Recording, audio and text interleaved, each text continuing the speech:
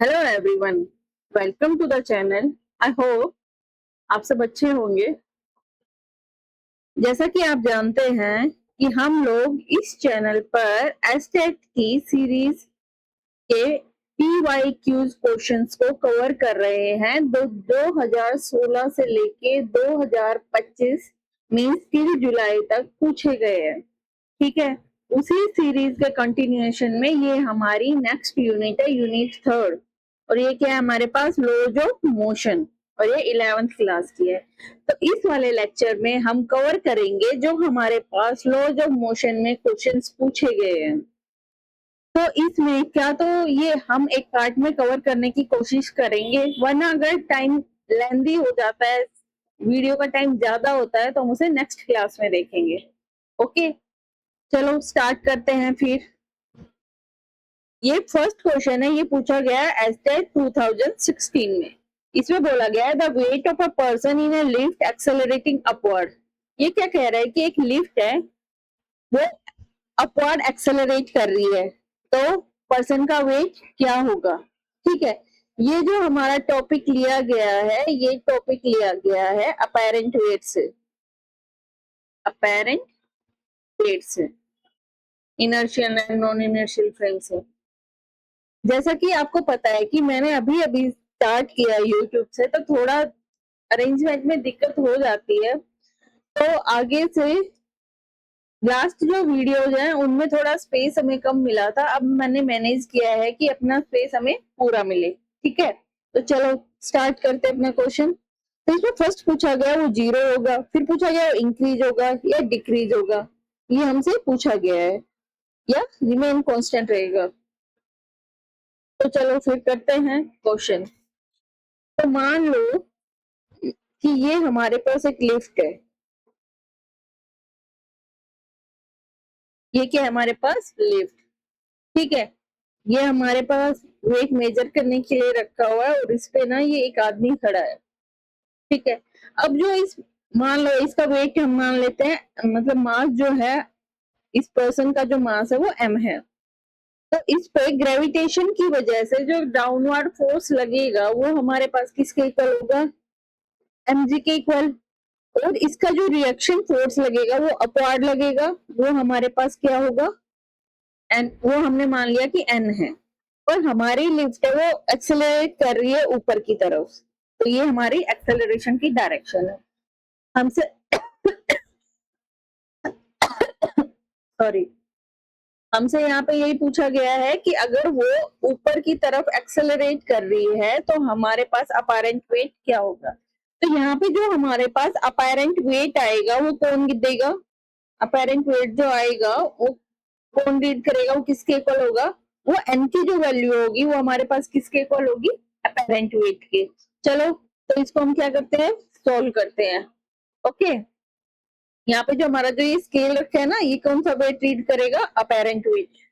Okay, तो जैसे कि हमारी जो लिफ्ट है ऊपर की तरफ एक्सेलरेट कर रही है, तो हम यहाँ पे क्या करेंगे, जो जिस तरफ मोशन हो रहा है उसमें से दूसरा फोर्स घटाते हैं, हमें पता है। ठीक है, तो एम माइनस एम सी, तो किसके इक्वल होगा, मोशन ऊपर की तरफ है तो एम, और जिस एक्सेलरेशन से मूव कर रहा है ए। इतना आ गया। अब इसको उस तरफ लेके जाते हैं तो ये हो जाएगा N A plus M G. N किसके इक्वल हो जाएगा हमारे पास, M into A plus G. ये आ गया आपके पास सॉल्यूशन। ठीक है, तो यहाँ से हमें क्या पता लगा कि अगर हमारी लिफ्ट है वो ए एक्सेलरेशन से ऊपर की तरफ एक्सेलरेट कर रही है, तो जो हमारे पास अपैरेंट वेट होगा वो किसके इक्वल होगा, m इंटू ए प्लस जी। हमारा जो नॉर्मल वेट है, अगर हमारे पास उस पर कोई एक्सेलरेशन नहीं लग रही है, अगर हमारे पास एक्सेलरेशन की वैल्यू 0 है, तो m किसके इक्वल होगा हमारे पास, mg। एक्सेलरेशन के बाद हमारे पास ये वैल्यू आई है, तो इट मीन्स हमारे पास अपैरेंट वेट क्या हुआ है, इंक्रीज। क्या हुआ है, हमारा सेकंड ऑप्शन क्या है, करेक्ट है। ओके, चलो मैं इससे regarding upward downward acceleration free fall सब चीजें आपको बताती हूँ। ठीक है, चलो तो स्टार्ट करते हैं। तो हमें पता लग गया कि अगर हमारे पास एक्सेलरेशन 0 है, एक्सेलरेशन 0 का मतलब हमारे पास यहाँ पे क्या होता है कि जो वेलोसिटी है उसकी वैल्यू क्या है हमारे पास, जल्दी से बताओ, सोचो। कांस्टेंट, ठीक है। क्या तो उसकी वेलोसिटी क्या है? कांस्टेंट, ठीक है। तो वो किस, तब हमारे पास जो अपेरेंट वेट होगा हमारे पास, वो अपने वेट के इक्वल आएगा, ठीक है। मतलब हमारे नॉर्मल वेट के इक्वल आएगा। यहाँ से आई होप आपने समझा होगा, ठीक है। चलो, अब मैं आपको ना सारी एक लिस्ट, अलग से समझाने में टाइम लगेगा, मैं आपको एक लिस्ट की तरह सब चीजें बताती हूँ। हम एक टेबल बनाते हैं और इस टेबल को ना अच्छे से याद कर लेना, क्योंकि अगर इस चैप्टर से यहाँ से क्वेश्चन बनता है तो यहीं से ही पूछा जाएगा, ठीक है। सबसे पहले मैं लिखती हूँ motion of elevator, motion of elevator, ठीक है। उसके बाद हम देखते हैं कि हमारे पास एक्सेलरेशन किधर लग रहा है, एक्सेलरेशन की वैल्यू क्या है हमारे पास। फिर हम देखते हैं हमारे पास अपेरेंट वेट क्या आता है, अपेरेंट वेट की वैल्यू क्या होती है। उसके बाद हम देखते हैं कि उसका परसेप्शन क्या होता है, कि वो कैसा फील करता है, लाइट फील करता है या वो भारी फील करता है खुद को, या उसको ऐसा लगता है कि मेरे पास वेट ही नहीं है। तो हमारे पास ये है। तो पहला जो मैं ले रही हूँ, वो मैं अभी हमने जो सॉल्व किया है वही लेते हैं, कि हमारे पास जो लिफ्ट है वो क्या कर रही है, एक्सेलरेटिंग अपवर्ड, वो ऊपर की तरफ क्या कर रही है, एक्सेलरेट कर रही है, ठीक है। तो यहाँ पे जो हम एक्सेलरेशन का साइन लेंगे वो प्लस से लेंगे, ओके। तो यहाँ पे हमारे पास अपेरेंट वेट की वैल्यू जो हमने अभी निकाली थी वो m इंटू जी प्लस ए आया, ठीक है। अगर हमारा वेट इंक्रीज हुआ है, अपेरेंट वेट इंक्रीज हुआ है, तो हम कैसा फील करेंगे, हैवियर, कैसा फील करेंगे, हैवियर, क्योंकि हमारे पास क्या हो रहा है, अपेरेंट वेट इंक्रीज हो रहा है, ठीक है। जैसा कि हमने यहाँ पे देखा, इतना आया समझ में, ओके। अगर मैं सेकंड लेती हूँ कि हम एक्सेलरेट करिए नीचे की तरफ, लिफ्ट नीचे एक्सेलरेट कर रही है, तो यहाँ पे हमारे पास नीचे की तरफ मोशन है, तो हम क्या करेंगे, एम जी माइनस एन, वो किसके इक्वल होगा हमारे पास, एम ए के। और यहाँ से एन की वैल्यू हमारे पास क्या आ जाएगी, M G minus M A. तो यहाँ पे हमारे पास वैल्यू क्या आ गई, एम जी माइनस ए, जी की इफेक्टिव वैल्यू क्या आ गई, जी माइनस ए। तो यहाँ से हमें क्या पता है कि जो हमारा अपेरेंट वेट है वो क्या कर रहे हैं, डिक्रीज कर रहे हैं। अगर वो डिक्रीज कर रहा है तो हम कैसा फील करेंगे, लाइटर, ठीक है। चलो हम अपनी टेबल में इसको ऐड कर देते हैं। जो हमारी एक्सेलरेटिंग डाउनवर्ड, लिफ्ट कैसे एक्सेलरेट कर रही है, डाउनवर्ड, तो एक्सेलरेशन कैसी होगी यहाँ पे, माइनस है। और जो अपेरेंट वेट किसके इक्वल होगा हमारे पास, m इंटू जी माइनस ए। और यहाँ पे हम क्या फील करेंगे, लाइटर।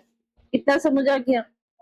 अब थर्ड लेती हूँ मैं, कि हमारे पास जो लिफ्ट है वो ए जीरो है, एक्सेलरेशन जीरो कैसे हो सकता है, कि हमारे पास वेलोसिटी क्या है, कांस्टेंट है, या हम कहाँ पे है, रेस्ट में है, ठीक है। तो हमारे पास ए की वैल्यू क्या आ जाएगी, हमारे पास जीरो, ठीक है। अगर हम ए की वैल्यू इसमें या इसमें कहीं भी जीरो रखते हैं तो यहाँ से भी हम देख सकते हैं, बट हमारे पास ये वाला जो सिचुएशन है, ए की वैल्यू जीरो है, तो हमारा अपेरेंट वेट किसके इक्वल होगा, नॉर्मल वेट के इक्वल।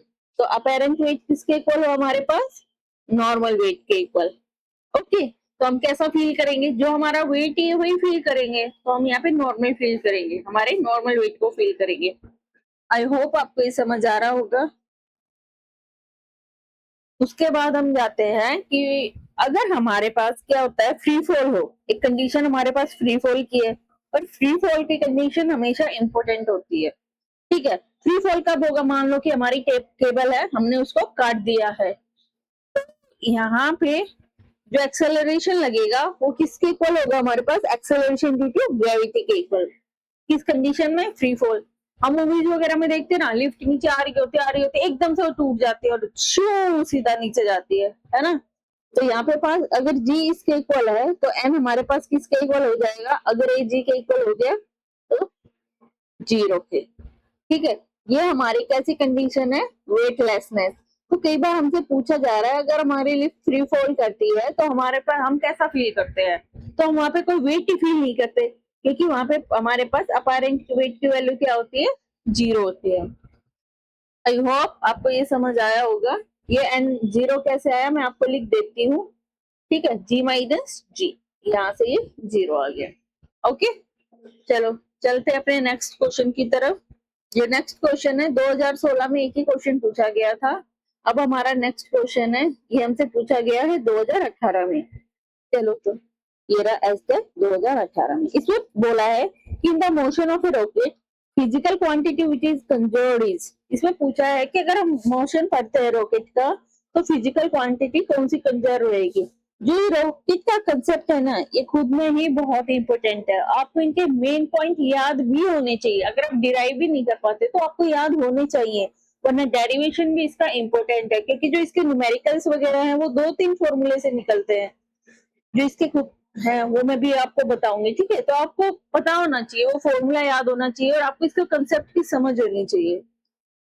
तो ऑप्शन में क्या क्या दिए हुए हैं? फोर्स, वर्क, लीनियर मोमेंटम और एंगुलर मोमेंटम। ठीक है? समझ आया आपको? तो इसमें से हमें पता है कि जब भी हम रॉकेट का पढ़ते हैं ना, आपको याद होना चाहिए कि linear momentum will be the answer. अब हमें ये समझना है कि लीनियर मोमेंटम आंसर कैसे होगा। ठीक है? जो ये रॉकेट रॉकेट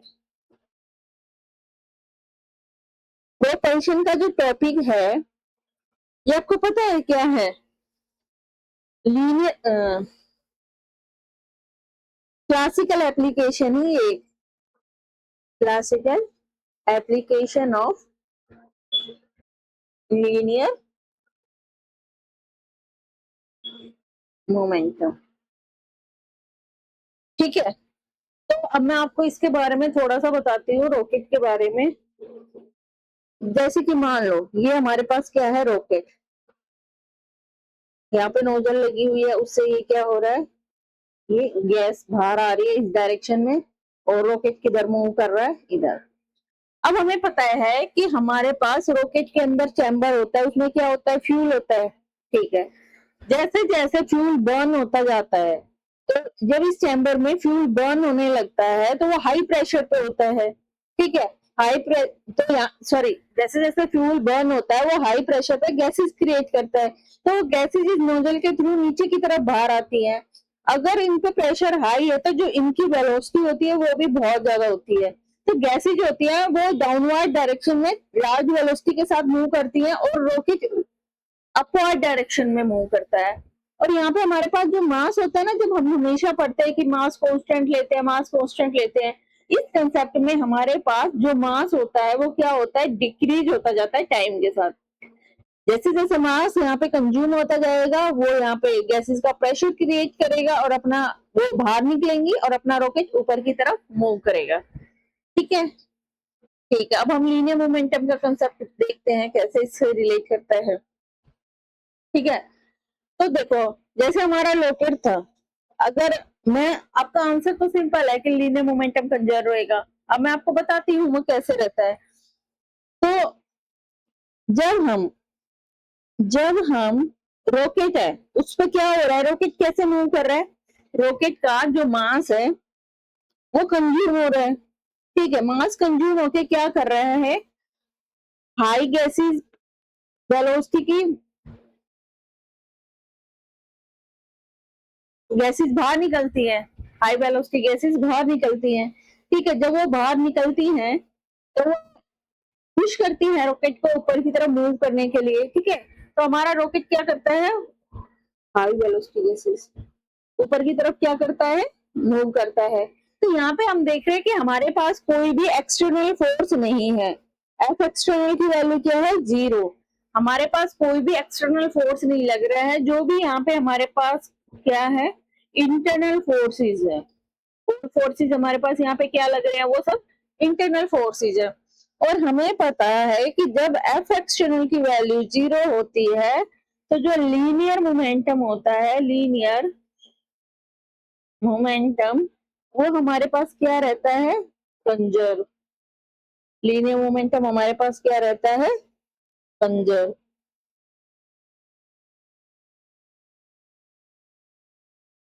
ठीक है, लीनियर मोमेंटम हमारे पास क्या रहता है, कंजर्व।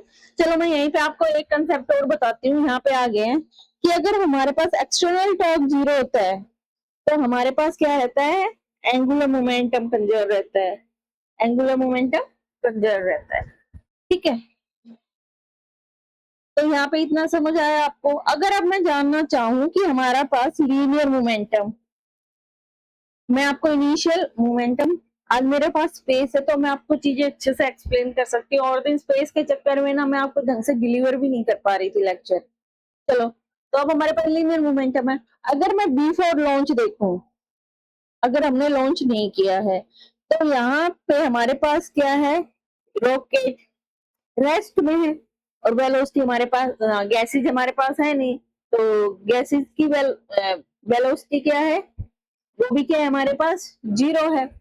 तो अगर ये दोनों जीरो है, कि ये रेस्ट में है, जीरो है, तो लीनियर मोमेंटम हमारे पास, अगर रॉकेट का मैं मास m1 मान लू, गैसेज हमारे पास 2 है और ये रेस्ट में है, तो वेलोसिटी जीरो होगी, तो हमारे पास क्या हो गया, लीनियर मोमेंटम जीरो हो गया। आफ्टर लॉन्च क्या होता है बताओ हमारे पास, आफ्टर लॉन्च ना हमारे पास यहाँ पे दो कंसेप्ट लगते हैं, मतलब दो हमारे पास क्या है कि जब ये फ्लाइट स्टेट में होते हैं तो सिस्टम है ना, वो दो पार्ट्स में मूव करता है। दो पार्ट्स में कैसे मूव करता है, जो रॉकेट है वो ऊपर की तरफ जाता है, ठीक है, और जो गैसेज हैं नोजल के थ्रू वो क्या है, नीचे की तरफ मूव करती है, ठीक है। तो यहाँ पे हमारे पास क्या होता है, तो जो गैसेज का लीनियर मोमेंटम होता है, जिस वेलोसिटी से गैसेज मूव करती हैं उसी के साथ हमारे पास ये क्या हो, क्या बोलते हैं, हमारा मतलब ये मूव करता है, ठीक है। तो यहाँ पे हमारे पास क्या हो गया कि जो हमारे पास इसका रॉकेट का जो लीनियर मोमेंटम है और इसका लीनियर मोमेंटम है, ये दोनों किस में है, अपोजिट डायरेक्शन में। अपोजिट डायरेक्शन में होने से इनकी वैल्यू क्या हो जाएगी, लीनियर मोमेंटम की माइनस होके क्या हो जाएगी, जीरो हो जाएगी। आई होप आपको ये समझ आया होगा, ठीक है। क्यों, क्योंकि यहाँ पे हमारे पास क्या है, यहाँ पे हमारे पास क्या है, बैकवर्ड मूवमेंट जो है गैसेस का, बैकवर्ड मोमेंटम ऑफ गैसेस वो किसके इक्वल है, forward momentum of, forward momentum gain by rocket. अगर मैं रॉकेट का P1 मान लू और गैसेस का P2 मान लू तो वो जीरो को इक्वल है, तो यहाँ से हमारे पास P1 इक्वल टू P2 आ गया, तो ये हमारी क्या आ गई है, स्टेटमेंट आ गई है। ऐसे भी हम देख सकते हैं अगर दूसरी तरह से देखना चाहें तो, ठीक है। चलो नेक्स्ट क्वेश्चन की तरफ मूव करते हैं। और कई बार ना बोलते बोलते कुछ वर्ड्स गलत स्पेल किए जाते हैं, तो उन्हें प्लीज इग्नोर करें। अब हम इसके बारे में चलते हैं क्वेश्चन थर्ड की तरफ, ठीक है। क्वेश्चन थर्ड है हमारे पास, ये हमारे पास थर्ड क्वेश्चन है। ये पूछा गया है स्टेट 2018 में। ये क्या कह रहा है, a stone is drop from A high tower, एक स्टोन को हमने हाई टावर से क्या किया है, ड्रॉप किया है, and fall freely under the influence of gravity, और क्या कर रहा है, ग्रेविटी के इन्फ्लुएंस से क्या कर रहा है, फ्रीली फॉल कर रहा है। तो which of the following statement is true, हमें बताना है कि स्टोन के रिगार्डिंग कौन सी स्टेटमेंट ट्रू है। पहला ये क्या कह रहा है कि it will gain an equal amount of momentum during each second. दूसरा क्या है, gain an equal amount of kinetic energy during each second. It will gain an equal amount of speed for each metre through which each fall. It will gain an equal amount of momentum for each metre through which it fall. चलो, तो अब हम इस question को करते हैं, ठीक है। आई होप आपको क्वेश्चन समझ आया होगा, मैं फिर से एक्सप्लेन कर देती हूँ। हमने क्या किया है, एक हाई टावर से एक स्टोन को ड्रॉप किया है, ठीक है। वो क्या कर रहा है, फ्रीली फॉल कर रहा है। क्या कंडीशन है, हमें हमारे पास फॉल्स फ्रीली, ठीक है, ग्रेविटी के इन्फ्लुएंस के अंदर। तो हमें बताना है इस चार ऑप्शन में से कौन सा करेक्ट है, ठीक है। तो ये हमारे पास जो टॉपिक आया वो कहाँ से आया है, हमारे पास काइनेमेटिक्स से, ठीक है, and dynamic of free fall under gravity, ये हमारे पास टॉपिक है, dynamic of free fall under gravity. ठीक है, इतना आ गया समझ। ठीक है, तो हमें इतनी बात पता है कि जब भी कोई ऑब्जेक्ट अर्थ सरफेस के पास फॉल करता है, ठीक है, तो कैसे अर्थ की तरफ मूव करता है। तो कैसे, जैसे कि हमारे पास अर्थ है तो वो अर्थ की तरफ मूव करेगा, उसका डाउनवर्ड मोशन होगा। ठीक है, यहाँ पे हमारे पास जो इस पर फोर्स लगता है, एक्सेलरेशन जो लगती है वो जी लगती है, ग्रेविटेशनल फोर्स लगता है डाउनवर्ड। ठीक है, हमने मान लिया कि जो एयर रेजिस्टेंस इज नेग्लिजिबल। हमने मान लिया कि जो हमारे पास एयर रेजिस्टेंस है वो नेग्लिजिबल, तो इस पर जो एक्सेलरेशन लगेगी वो ग्रेविटेशनल एक्सेलरेशन लगेगी। और अगर हम देखें according to Newton second law, according to Newton second law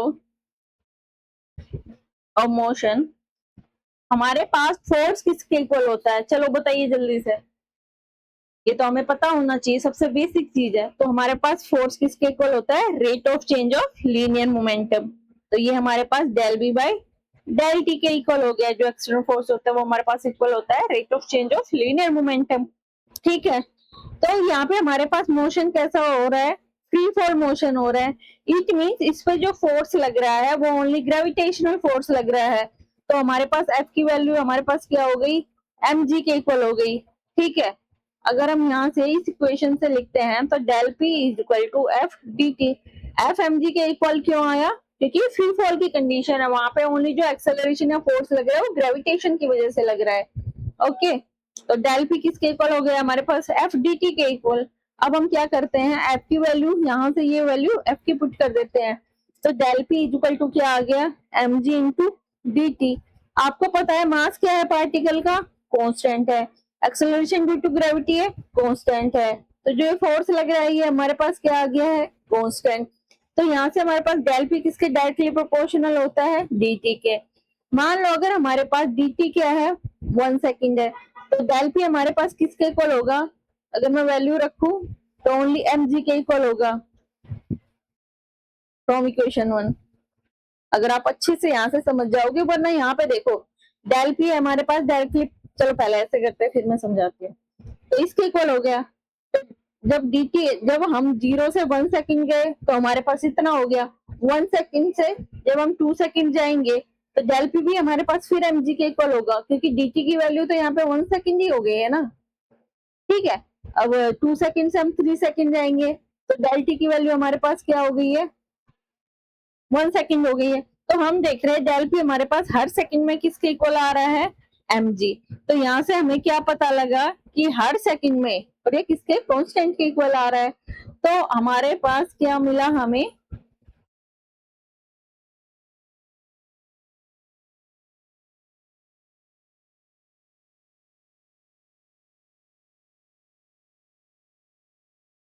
तो यहाँ पे हमारे पास क्या मिला हमें कि जो पार्टिकल है ना वो गेन कर रहा है, gains identical momentum, momentum in each successive second.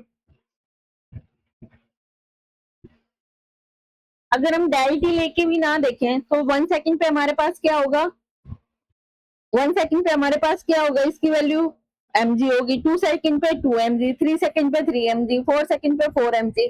तो हम देख रहे हैं ना 1 से 2 पे जाने में ओनली mg का गैप है, 2 से 3 जाने में mg का गैप है। इस तरह से भी अगर हम देखें तो सक्सेसिव सेकंड में हमारे पास क्या हो रहा है कि लीनियर मोमेंटम हमारा क्या हो रहा है, चेंज हो रहा है।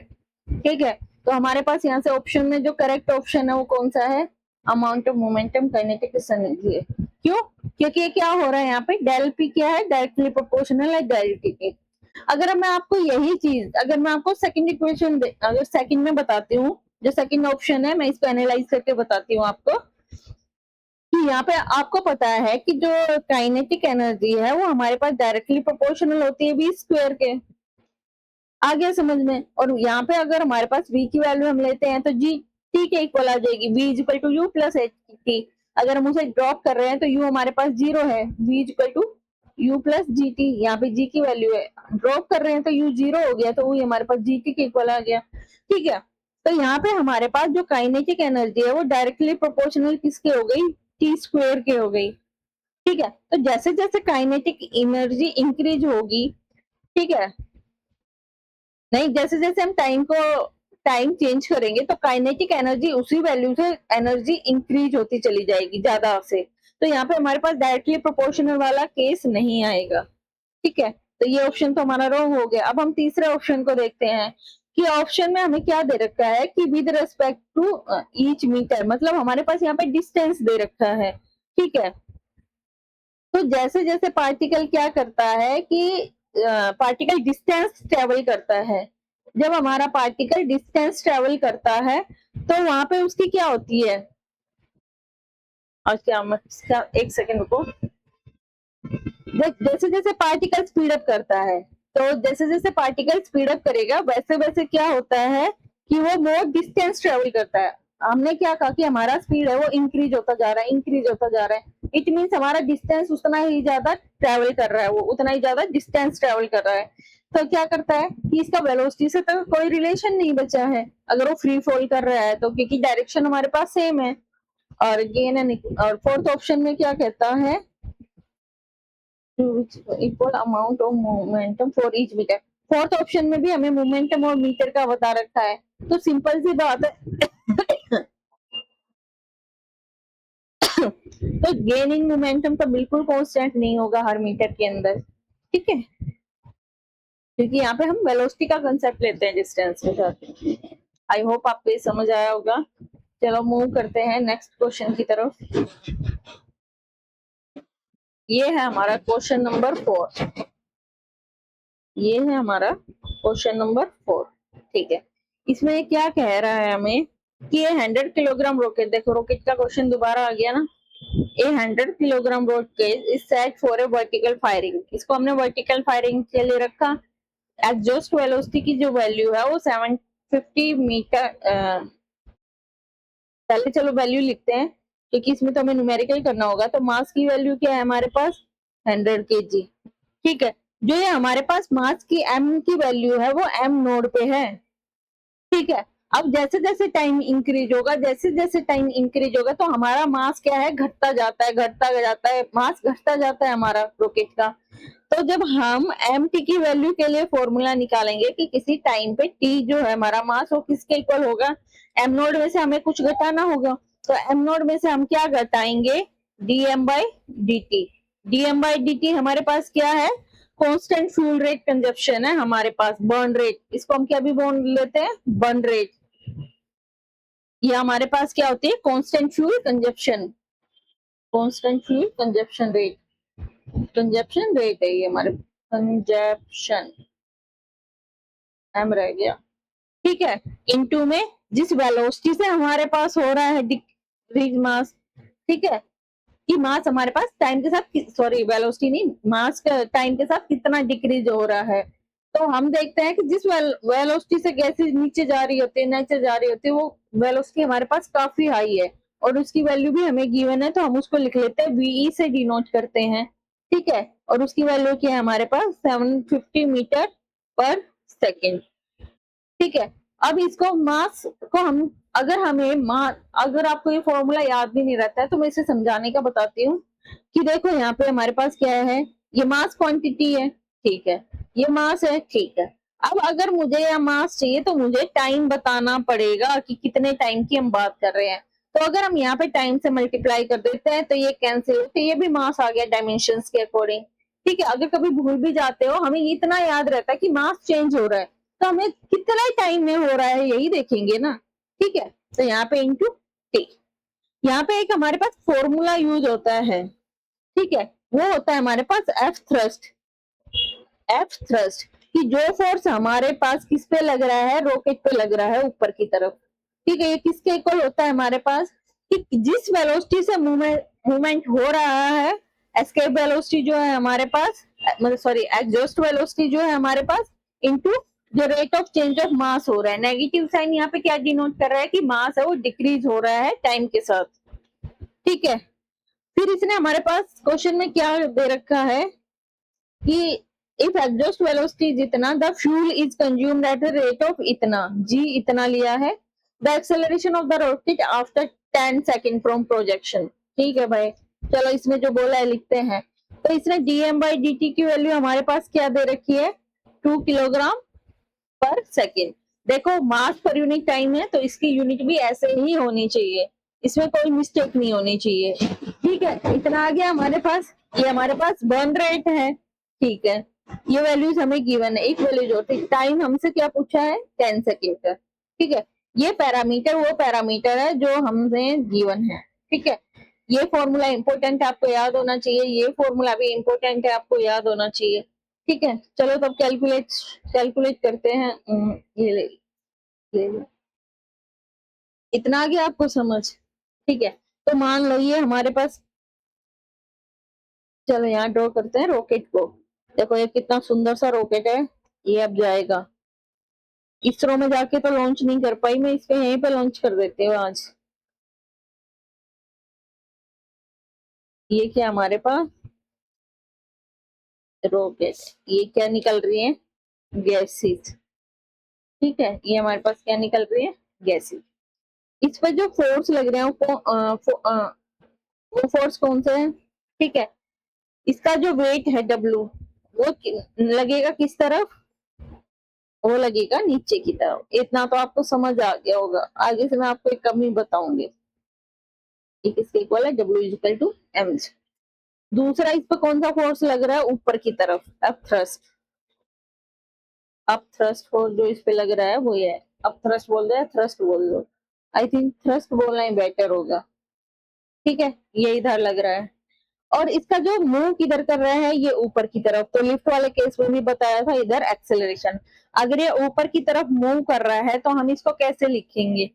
ठीक है, तो ये क्या होगा, इसकी जो इक्वेशन बनेगी, F thrust minus M G. ठीक है, और इंटू एम ए। इतना आ गया आपको समझ में, एम ए। ठीक है, अब आप मुझे एक चीज बताना कि यहाँ पे जो मेरा मास है, जो ये मास हमने लिया है, ये अभी टाइम पे डिपेंड कर रहा है, तो हम सिंपली इसको ऐसे तो नहीं लिख सकते, इतना तो आप लोग समझ गए होंगे। ठीक है, तो हमें इसको टाइम के पैरामीटर में लिखना होगा कि टाइम के साथ कितना बचा है, कितना डिक्रीज हो रहा है। ठीक है, तो इस इक्वेशन को जो करेक्ट फॉर्म है लिखने की, वो ऐसे है कि एफ थ्रस्ट, क्योंकि मास हो रहा है यहाँ पे हमारे पास टाइम के साथ चेंज, ये तो मास का टाइम का ही एक्सेलरेशन के साथ आएगा, क्योंकि यहाँ पे हमारे पास मास के टाइम पे डिपेंड कर रहा है, ये नहीं आएगी, इतना जरूर याद रखना। ठीक है, चलो अब चलते हैं इससे आगे। वहां से हमें पता लगा इसके इक्वल होता है, तो अगर हम m को यहाँ से नीचे लाएंगे तो हमारे पास क्या वैल्यू आएगी, a की। तो a की वैल्यू आएगी हमारे पास F thrust minus M T G upon M T. अब मुझे एम टी की वैल्यू निकालनी पड़ेगी, और एम टी को हमने किससे डिनोट कर रखा है, यहाँ पे एम टी को हमने ले रखा है एम। ठीक है, चलो ये हमारे पास जो फर्स्ट इक्वेशन है, तो फर्स्ट इक्वेशन में हम क्या करते हैं, वैल्यू पुट करते हैं, एम की वैल्यू निकालते हैं के की।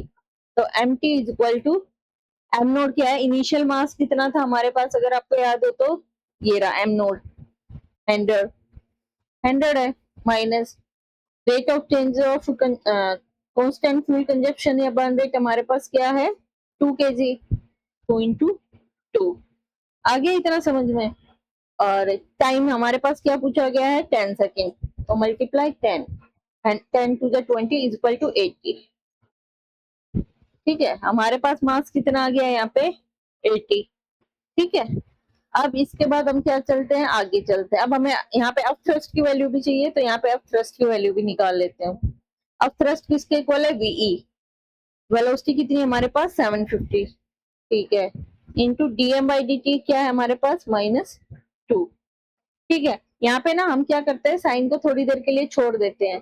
जब हम न्यूमेरिकल कर रहे होते हैं तो हम ये साइन तो उसके लिए लेते हैं ना, डायरेक्शन के लिए, कि ना कि ये डिक्रीज हो रहा है, मास डिक्रीज हो रहा है, इसके लिए। ठीक है, तो हम क्या करते हैं, ये यहाँ पे साइन होता है, यहाँ पे हम इसको नहीं ले रहे हैं क्योंकि हमें कैलकुलेशन करनी है।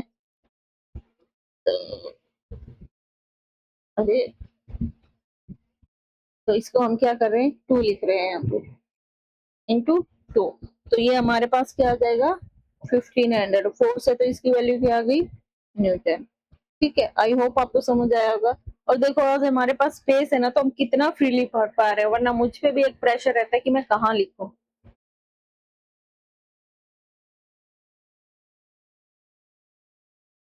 ठीक है, ये इसके इक्वल आ गया।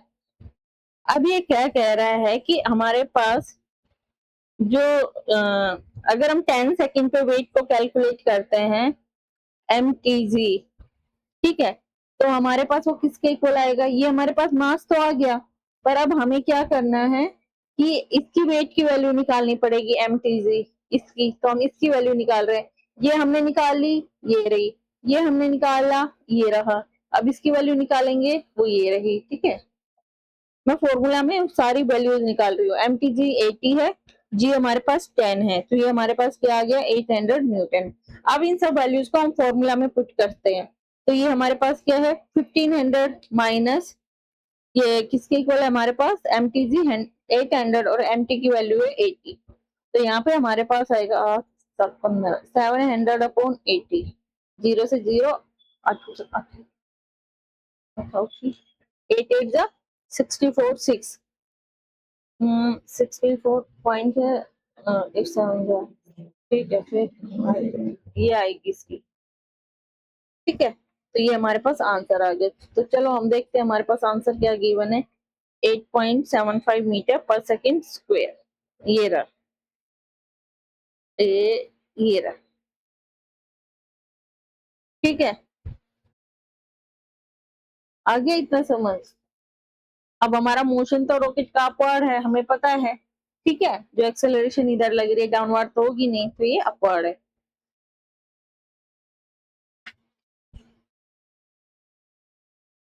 अब ये कौन सा क्वेश्चन था हमारे पास, ये फोर्थ क्वेश्चन था, ये हमारे पास है फिफ्थ क्वेश्चन। चलो तो अब चलते हैं फिफ्थ क्वेश्चन की तरफ। ये क्या कह रहे हैं हमें, या 2018 में ही पूछा गया है, कि मतलब 4 क्वेश्चन 2018 में हमसे पूछे गए हैं। समझ पा रहे हो कि इसकी इम्पोर्टेंस है कितनी, काफी इम्पोर्टेंस है इसकी। अगर ये पता है एचएन में ना कोई ऐसा पैटर्न नहीं है कि इस यूनिट से ये पूछूंगा, इस यूनिट से ये पूछूंगा, वो जस्ट क्वेश्चन पूछ लेता है। मतलब ऐसा लगता है कि जिसके हाथ में जो यूनिट आ गई है उनसे क्वेश्चन पूछ लिया।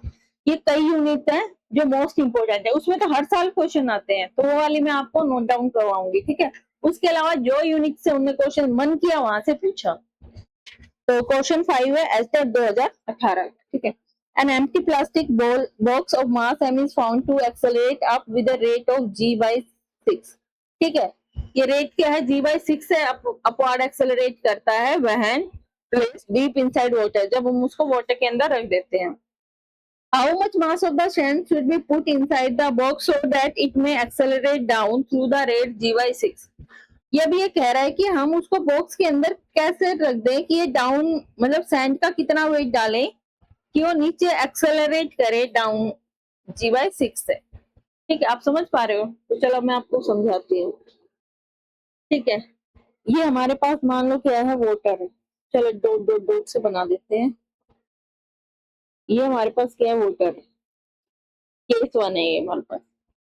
ये केस है हमारे पास, केस 1। ये हमारे पास सेकंड केस है, केस 2। तो हमारे पास क्या है कि केस 1 में ये हमारे पास कोई प्लास्टिक बॉक्स है, इसका मास हमारे पास क्या है, m। इसका मास क्या है हमारे पास, m। तो इस पे जो वेट लगेगा, ये क्या कर रहा है, g, जो इस पे एक्सेलरेशन है वो g बाई 6 है कि डाउनवर्ड मूव कर रहा है। ठीक है, और इस प्रकार जो वेट जो इस पे लगेगा वो mg के इक्वल है। ठीक है, अब हमें पता है एक चीज। ठीक है, जब हमने क्या किया, इसको फुली सबमर्ज कर दिया इसमें, ये बॉक्स अगर पूरी तरह सबमर्ज्ड है तो क्या कहते हैं, इस पे एक ना अपवर्ड फोर्स लगेगा। इस पे क्या लगेगा, हमें पता है कि जैसे कि हमारे घर में बाल्टी होती है, डब्बा होता है, उसको नीचे घुसा देते हैं अपने हाथ से। जैसे ही हम अपने हाथ से उसको नीचे दिखाते घुसाते हैं ना, तो क्या करता है, वो एकदम ऊपर आता है, पानी की छींटे बाहर आएंगी एकदम से, और वो ऊपर की तरफ मूव करेगा। उसमें एक बायोएंट फोर्स लगता है, जो अपवर्ड फोर्स है उसको हम बायोएंट फोर्स बोलते हैं। तो यहाँ पे हमारे पास भी एक क्या लगेगा, बायोएंट फोर्स लगेगा। तो इस बायोएंट फोर्स को मैं क्या लिख रही हूँ, एफ बी लिख रही हूँ। ठीक है, ये हमारा कौन सा फोर्स है, बायोएंट फोर्स। ये यू होता है ना कि वाई होता है, तो ये हमारे पास बायोएंट फोर्स है। ठीक है, इसके वजह से होता है कि जब हम इस मास को जब नीचे धकेलते हैं, मास को नीचे धकेलते हैं, जो पानी होता है ना सारा, उसका जो फ्लूइड जब मास को नीचे धकेलते हैं तो उसके नीचे फ्लूइड डिस्प्लेस होता है, तो उस फ्लूइड डिस्प्लेसमेंट की वजह से बायोएंट फोर्स आता है। इतना आ गया समझ में। और यहाँ पे हमें एक चीज पता होनी चाहिए कि जो बायोएंट फोर्स होता है वो किसके इक्वल होता है, डेंसिटी ऑफ वाटर। ठीक है, मल्टीप्लाई बॉक्स का वॉल्यूम क्या है और उस पर ग्रेविटी कितनी लग रही है। इतना आया समझ में। तो यहाँ पे हमारे पास जी की वैल्यू क्या है, कांस्टेंट है। जी की वैल्यू क्या है, कांस्टेंट है। और जो वॉल्यूम ऑफ द बॉक्स है ना, वॉल्यूम ऑफ द बॉक्स, ठीक है, वो भी हमारे पास क्या है, कांस्टेंट। अगर हम इस बॉक्स में अगर सैंड भी फिल कर देते हैं, जो हमारा सेकंड है, जो हमारे पास ये है कि इसमें सैंड है, तो अगर हम इसमें सैंड भी फिल कर देते हैं तो हमारे पास जो वॉल्यूम जो बॉक्स की रहेगी वो सेम रहेगी। अब हमारे पास कमरा है, ठीक है, इस कमरे में अगर हम मिट्टी भर देते हैं तो भी इसकी वॉल्यूम सेम रहेगी। ठीक है, इसकी वॉल्यूम है वो वॉल्यूम है, और डेंसिटी क्या होती है, वाटर की कांस्टेंट रहती है। तो इससे हमें पता लगा कि जो दोनों केस हैं, दोनों केसेस के लिए बी एफ बी की वैल्यू सेम है। दोनों केसेस के लिए हमारे पास एफ बी की वैल्यू क्या है, सेम है। इस पे भी अब इसमें हमने इसका इसको कैपिटल एम ले लेते हैं।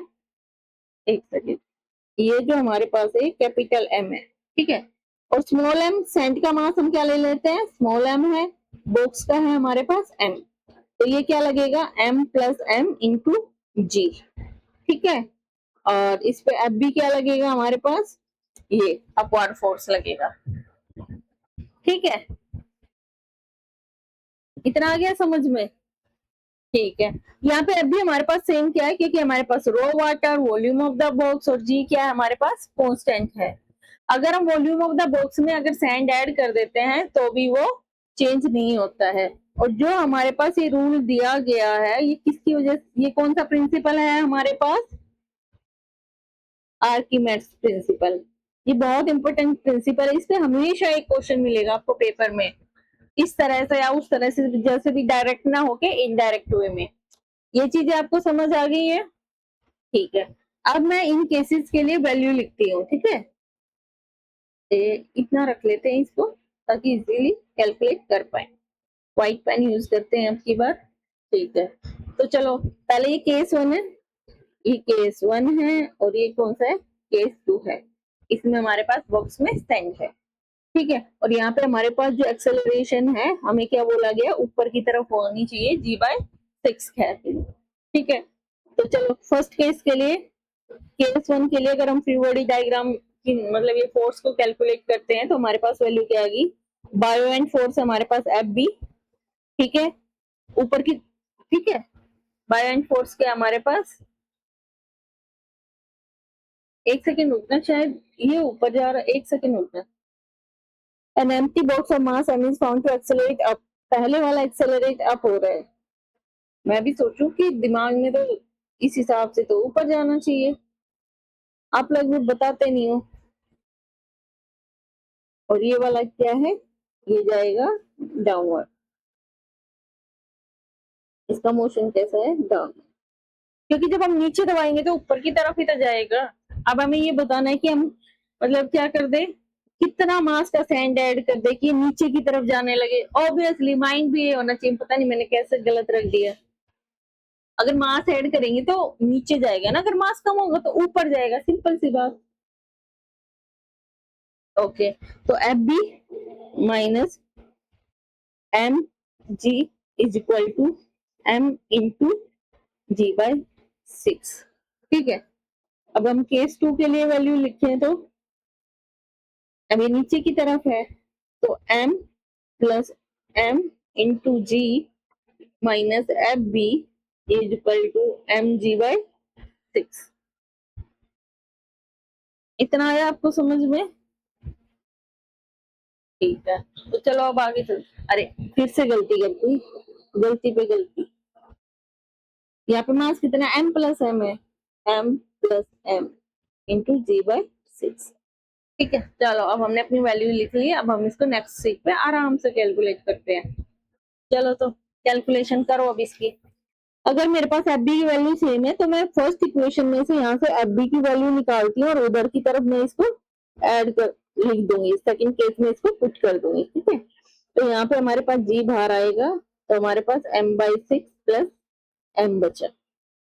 ओ गॉड, मिस्टेक तो मिस्टेक, ये m कौन सा आएगा? कैपिटल M ही तो आएगा जब हम m के बारे में बात कर रहे हैं। तो ये हमारे पास कैपिटल M आएगा, ये हमारे पास ये आएगा, तो यहाँ से 667 mg अपॉन 6। अगर क्वेश्चन में एक बार मिस्टेक होने लगती है ना, तो पता नहीं कैसे ऐसे फ्लो बनता है कि बार बार मिस्टेक होती है। ये मेरे साथ ही होता है या आप लोगों के साथ भी होता है? बताना मुझे कमेंट करके। अब हम केस 2 में इसे पुट करते हैं, मैं इसको व्हाइट पेन से सोल्व कर देती हूँ। m प्लस m का तो स्पेशली मुझे ध्यान रखना होगा, minus 7mg upon 6 is equal to m plus m into G upon 6। इनको अलग अलग कर लेती हूँ ताकि मिस्टेक ना हो। mg plus mg minus 7mg upon 6 is equal to mg upon 6 plus mg upon 6।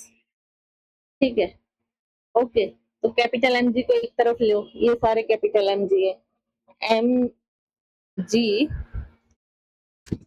M G किधर है कैपिटल एम जी? ठीक है, M G minus 7mg upon 6 minus mg upon 6 is equal to mg upon 6 minus mg। ठीक है, यहाँ से mg common ले लो तो क्या आएगा? 1 minus 7/6 minus 1/6 is equal to mg into 1/6 minus 1। तो mg is equal to 6 minus 7 minus 1 upon 6। मैंने ना कुछ ज्यादा ही वो कर दिया, प्लीज इसे सही से करें। 6 माइनस 5/6। ठीक है, अब मैं इसको इधर कैलकुलेट करती हूँ, जी से जी कैंसिल हो जाएगा, इंटू 7 1 8, यहाँ से क्या आएगा? 8 में 6 गए 2 माइनस 2/6।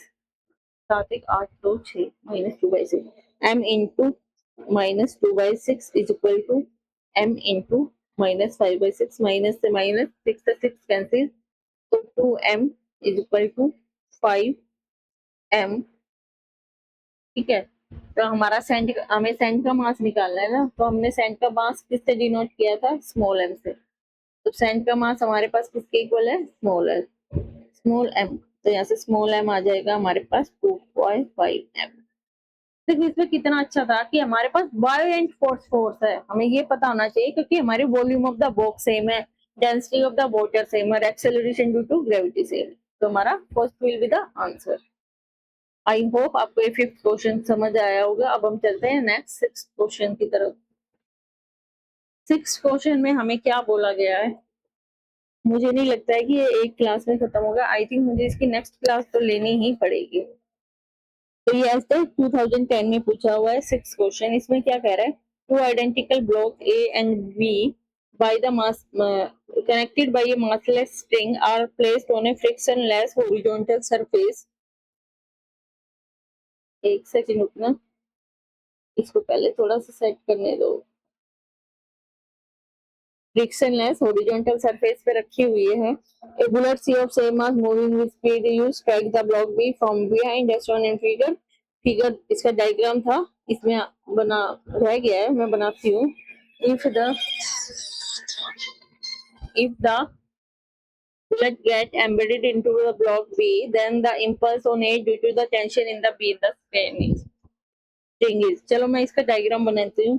ये हमारे पास क्या है? डायग्राम जो गिवन था, ये हमारे पास सरफेस है। ठीक है, यहाँ पे एक ब्लॉक ए है,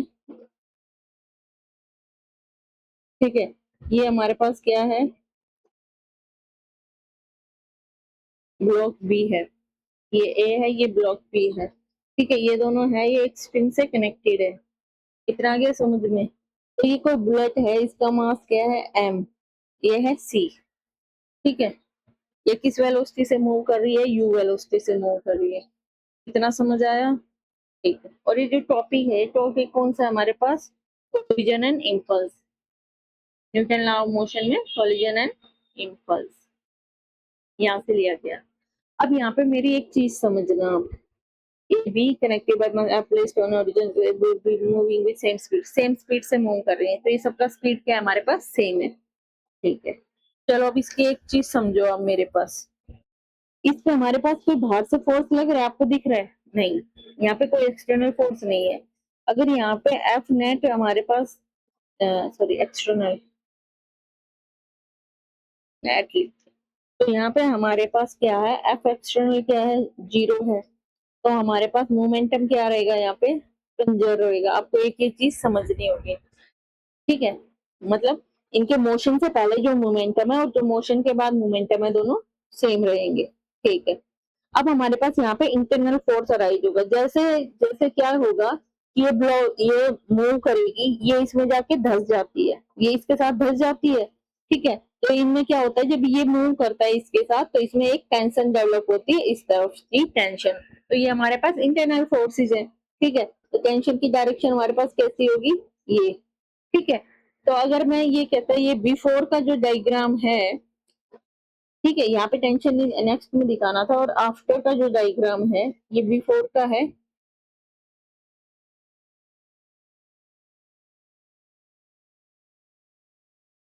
और ये आफ्टर का, आफ्टर क्या होगा, ये ए ब्लॉक है, और ये क्या है, बी ब्लॉक है, और जो बुलेट क्या है, वो इसमें धस के मूव करती है, ठीक है। तो ये दोनों क्या करते हैं, ये दोनों एक साथ मूव करते हैं, और इसमें जो टेंशन होती है स्प्रिंग में, वो इधर लगती है, तो क्या करता है, ये ए भी मूव करता है। तो ये दोनों जिस वेलोसिटी से मूव करते हैं, तो ये भी उसी वेलोसिटी से मूव करता है। इतना आ गया समझ में। और इनकी सबकी इनिशियल वेलोसिटी क्या थी हमारे पास, सेम थी, ठीक है। और ये दोनों, ये हमारे पास रेस्ट में है, और ये भी रेस्ट में है, ठीक है। और ये क्या करते हैं, सेम वेलोसिटी से मूव करने लगते हैं, और यहाँ पे रेस्ट में है, तो बी की यू क्या होगी हमारे पास, 0, और ए की यू क्या होगी हमारे पास, 0 होगी। दोबारा से एक्सप्लेन करती हूँ, हमारे पास ये दो बॉक्स है, दोनों रेस्ट में है, तो इनकी इनिशियल वेलोसिटी 0 है, सी मूव कर रही है यू वेलोसिटी से, तो अगर यहाँ पे हमारे पास बाहर से कोई एक्सटर्नल फोर्स नहीं लग रहा है, इट मींस हमारे पास मोमेंटम क्या है, कंजर्व है, ठीक है। आफ्टर वाला केस क्या होता है, अगर ये कह रहा है कि बुलेट इसमें जाके धस जाती है, इसमें जाके धसेगी, तो ये दोनों एक साथ मूव करने लगेंगे, और ये कह रहा है ये मूव करेंगे सेम वेलोसिटी से दोनों, तो ये भी क्या करेंगे, उसी सेम वेलोसिटी से मूव करेंगे, तीनों सेम वेलोसिटी से मूव करेंगे। तो चलो अब हम इसको कैलकुलेट करते हैं। तो अगर हम लीनियर मोमेंटम निकालें, तो पी बी फोर हमारे पास क्या आएगा, जो हमारे पास सबका मास सेम है, तो वेलोसिटी क्या है, इनिशियल वेलोसिटी ए की क्या है, 0, इनिशियल वेलोसिटी बी की क्या है, 0, क्योंकि दोनों रेस्ट में है, और हमारे पास सी की जो वेलोसिटी है वो यू है, क्योंकि बुलेट क्या कर रही है, मूव। और अब हमारे पास क्या है, पी आफ्टर की वैल्यू निकालेंगे, ठीक है। हम क्या निकालेंगे, यहाँ पे पी आफ्टर की वैल्यू निकालेंगे। पी आफ्टर में हमारे पास तीनों क्या कर रहे हैं, वी वेलोसिटी से मूव कर रहे हैं, जैसा कि हमें गिवन है, और तीनों का मास क्या है, सेम, ये तीनों कंबाइन मूव करेंगे ना हमारे पास। ये हमारे पास क्या है, ए ब्लॉक, ये हमारे पास है बी, और ये ब्लड, इसमें ये स्ट्रिंग है, तो इस पे इधर टेंशन है, तो ये जितना मूव करेगा ये साथ मूव करेगा, तो ये पूरा सिस्टम है, अगर हम बाहर से देखें तो ये पूरा हमें एक साथ मूव करता नजर आएगा। तो ऐसे हम तीनों का मास भी एडअप करके वी से कर देते हैं। अब हम इनको इक्वल करते हैं, तो M U equal to 3m into V, ठीक है। हमसे पूछा गया है कि हमारे पास इम्पल्स की वैल्यू क्या होगी, ठीक है। और इम्पल्स किस लिए आया हमारे पास, क्योंकि हमारे पास ये टेंशन आई है इस स्ट्रिंग के अंदर, ठीक है। यहाँ से अगर हम v की वैल्यू निकालते हैं, तो वो आ जाती है u/3, तो ये तीनों क्या करते हैं, u/3 से मूव करने लगते हैं। तो अब हमारे पास जो मोमेंटम इम्पल्स थ्योरम होती है,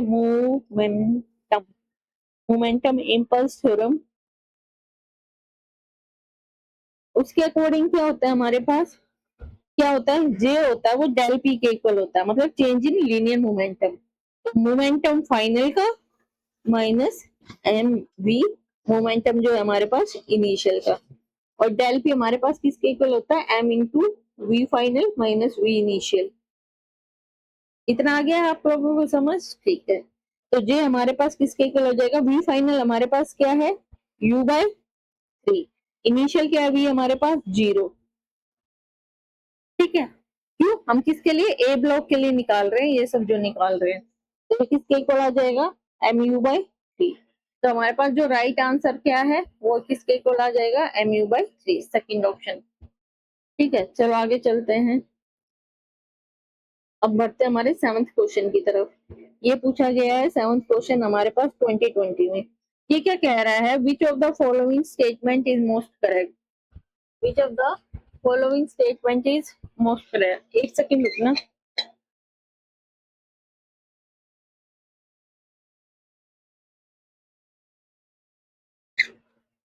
ये इसमें सारे मतलब ऐसे क्वेश्चन भी आप सीधा अपनी अंडरस्टैंडिंग से जवाब दे सकते हो। ये क्या है, 2020 में, the normal reaction force is the same of thing of the weight, the normal force is different from weight but always have the same magnitude, the normal force from the weight but the two form an action reaction or on the reaction, the normal force is different from weight but the two may have the same magnitude in certain cases। इसमें हमारे साथ ये सारे option given है। अब मुझे आपको देखो, मैं आपको क्वेश्चन समझा नहीं रही हूँ, जो हमें पता है मैं उसके बारे में बताती हूँ। न्यूटन्स थर्ड लॉ, न्यूटन्स का थर्ड लॉ क्या कहता है हमें, एक्शन एंड रिएक्शन आर, सबसे पहली चीज है हमारे पास कि सेम टाइप के फोर्स को हम एडप्ट करते हैं, ठीक है। अगर हमारे पास एक ग्रेविटेशनल फोर्स है और एक इलेक्ट्रोस्टैटिक फोर्स है, तो ये दोनों अलग चीजें हैं, ठीक है। जब हम ये वाले क्वेश्चंस करते हैं, इन क्वेश्चंस में जब हम बैलेंस करते हैं तो हम सेम टाइप के फोर्सेस को बैलेंस करते हैं, ठीक है। दूसरा केस क्या है हमारे पास, कि यहाँ पे जो हमारे पास फोर्स होता है वो सेम बॉडी के ऊपर एक्ट होता है, ठीक है, ये होता है। तो हमारे पास न्यूटन थर्ड लॉ क्या कहता है कि जो एक्शन रिएक्शन पेयर है उसके बारे में बताता है कि action reaction pairs are equal and opposite. जो एक्शन और रिएक्शन पेयर होते हैं, ठीक है, वो क्या होते हैं, इक्वल एंड अपोजिट होते हैं। अब जो ये जो फोर्सेस होते हैं हमारे पास एक्शन रिएक्शन पेयर वाले, तो उनका जो नेचर होता है ना वो सेम होता है। मेन थिंग ये है कि हम सेम नेचर वाले फोर्सेस पे अप्लाई करते हैं, ओके। आप एक सेकेंड रुकना है।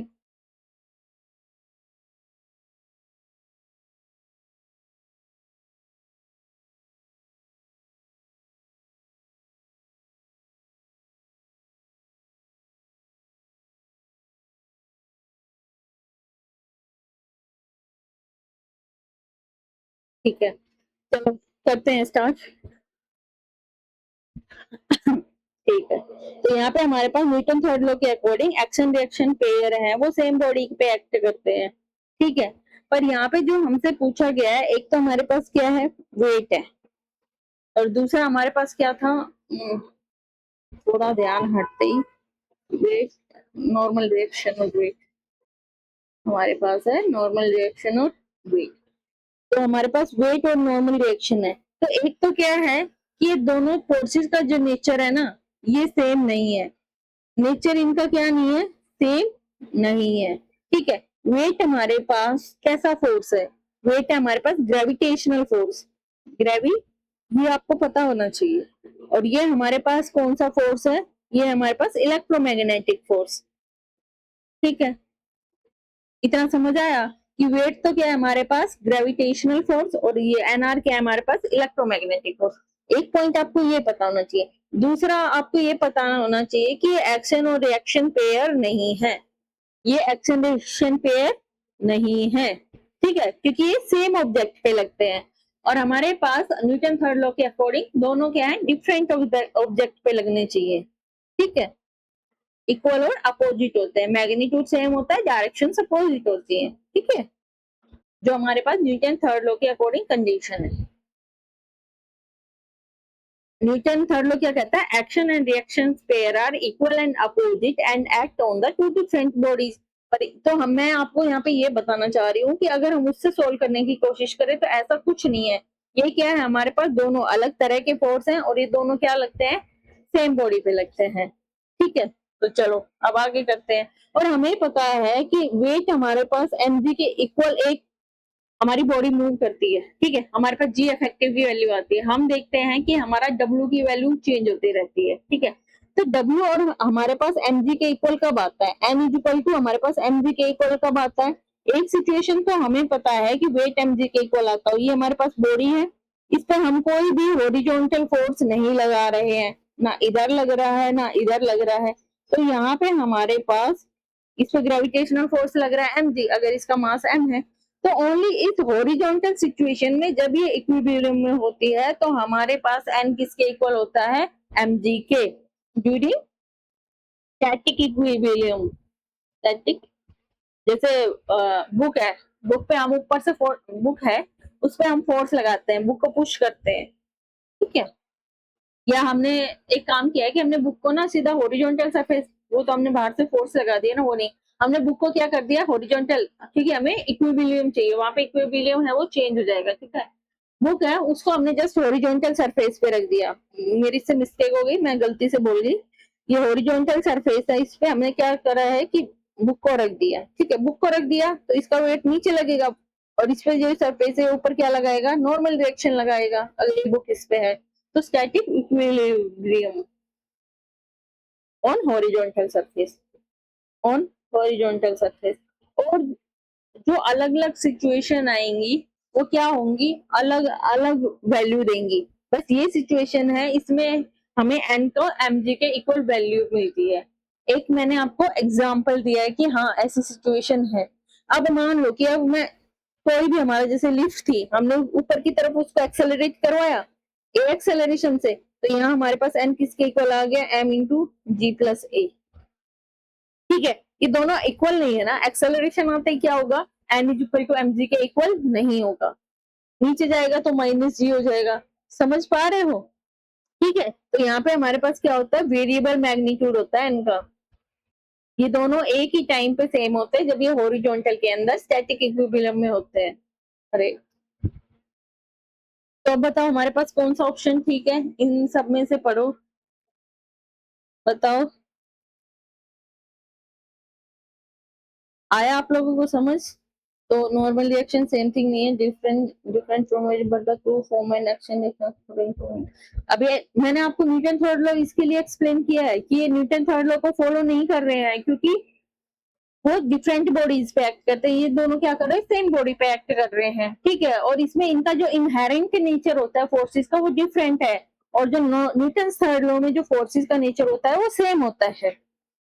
different from which but the two may have the same magnitude in certain cases। certain cases में होता है, मैं मानती हूँ। एक एग्जांपल तो मैंने आपको कौन सा दे दिया, हॉरिजॉन्टल वाला, इक्विलिब्रियम वाला। ठीक है, और भी एग्जांपल्स हैं, जब अगर वो किसी भी और भी एग्जांपल्स है आपके लिए, एक ही बहुत काफी है, वरना वीडियो बहुत लंबा हो जाएगा। आई थिंक 1 घंटा हमें हो चुका है और अब तक हमने 7 क्वेश्चन किए हैं। अब हम बढ़ते हैं अपने नेक्स्ट क्वेश्चन की तरफ, क्वेश्चन नंबर 8। अब हमें क्वेश्चन नंबर 8 क्या कहता है, बताओ आप लोग। क्वेश्चन नंबर 8 हमें कह रहा है, ये पूछा गया है एस्टेट 2020 में। ठीक है, ये क्या कह रहा है, the acceleration of a particle, sorry, the acceleration of a particle as seen from the two frame S1 and S2 have the same magnitude 4 meter per second square to the correct statement। 1 minute में इसको पूरा screen के अंदर ला देती हूँ, ये बाहर जा रहा है। आई थिंक अभी ठीक है, तो चलो अब हम अपना क्वेश्चन करते हैं। ये क्वेश्चन है ना, आपको थोड़ा अंडरस्टैंड करने की जरूरत पड़ेगी दिमाग से। ठीक है, तो क्वेश्चन एक में चलते हैं, acceleration of particle as seen from two frame S1 and S2 have the same magnitude इतना। अब ये कह रहा है कि हमारे पास है 2 फ्रेम, एक S1 फ्रेम और S2 फ्रेम, वो एक्सेलरेट कर रहे हैं किस वेलोसिटी से, 4 मीटर पर सेकंड स्क्वायर, मतलब वेलोसिटी का मैग्नीट्यूड क्या है हमारे पास, सेम।